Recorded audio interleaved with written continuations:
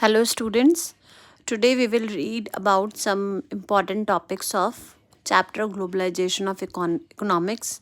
So the first topic is globalization.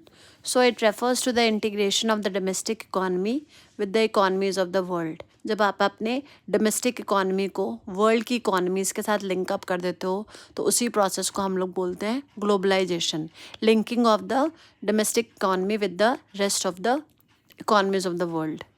Next, we have liberalization, removal of barriers and restrictions set by the government on foreign trade.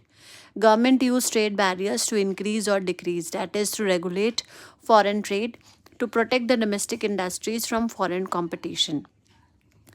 तो जब foreign trade होता है उस पर कुछ barriers लगते हैं जिनको हमको ट्रेड बैरियर्स बोलते हैं. तो ये जो ट्रेड बैरियर्स और रेस्ट्रिक्शंस जो गवर्नमेंट सेट करती है इसको जब रिमूव कर देते हैं, मतलब रिमूव कर देते हैं ताकि आपको थोड़ी सी फ्लेक्सिबिलिटी मिल जाए फॉरेन ट्रेड में, उसी प्रोसेस को हम लोग बोलते हैं लिबरलाइजेशन. और गवर्नमेंट इन ट्रेड बैरियर्स को यूज़ करती है ताकि वो फॉरेन ट्रेड को रेगुलेट कर सके, ताकि वो डोमेस्टिक इंडस्ट्रीज़ को फॉरेन कंपटीशन से प्रोटेक्ट कर सके. So this is also important one. Next we have MNCs.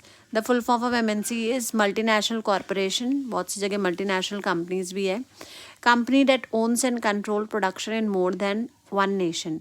ऐसी कंपनी जिसका कंट्रोल और जिसकी ओनिंग जो है एक नेशन से ज़्यादा है. मतलब जैसे एप्पल हो गया एक आपका एग्जाम्पल. इसके बहुत सारे इसका प्रोडक्शन बेसिकली एक ही जगह होता है, लेकिन इसकी फ्रेंचाइजी के थ्रू ये पूरे जगह पे क्या हो गया है, पूरी तरह से फैल गया है.